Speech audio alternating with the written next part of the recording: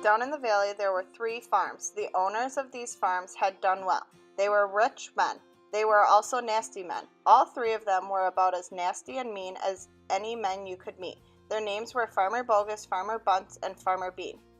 Bogus was a chicken farmer. He kept thousands of chickens. He was enormously fat. This was because he ate 3 boiled chickens smothered with dumplings every day for breakfast, lunch, and supper. Bunce was a duck and goose farmer. He kept thousands of ducks and geese. He was a kind of pot-bellied dwarf. He was so short his chin would have been underwater in the shallow end of any swimming pool in the world. His food was donuts and goose livers. He smashed the livers into a disgusting paste and then stuffed the paste into the donuts.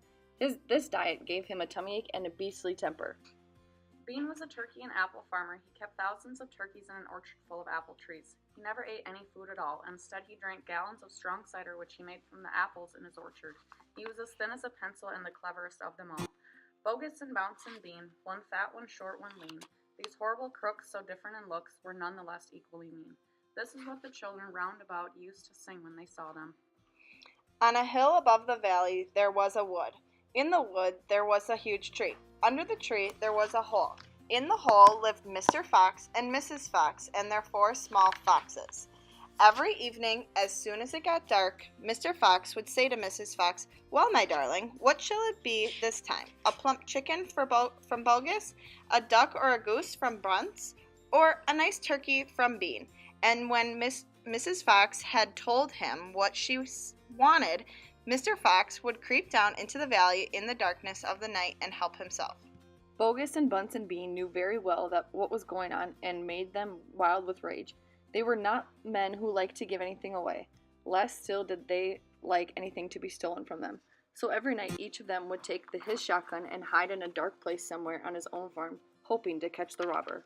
But Mr. Fox was too clever for them. He always approached a farm with the wind blowing in his face, and this meant that if any man were lurking in the shadows ahead, the wind would carry the smell of that man to Mr. Fox's nose from far away.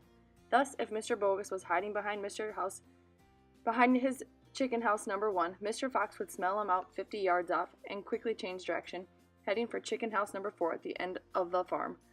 "Dang and blast that lousy beast," cried Bogus. "I'd like to rip his guts out," said Bounce. "He must be killed," said Bean. "But how?" said Bogus. "How on earth can we catch the blighter?" Bean picked his nose delicately with a long finger. "I have a plan," he said. "You've never had a decent plan yet," said Bunce. "Shut up and listen," said Bean. "Tomorrow night we will all hide just outside the hole where the fox lives. We will wait there until he comes out. Then, bang, bang, bang!" "Very clever," said Bunce. "But first we shall have to find the hole." "My dear Bunce, I have already found it," said the crafty Bean.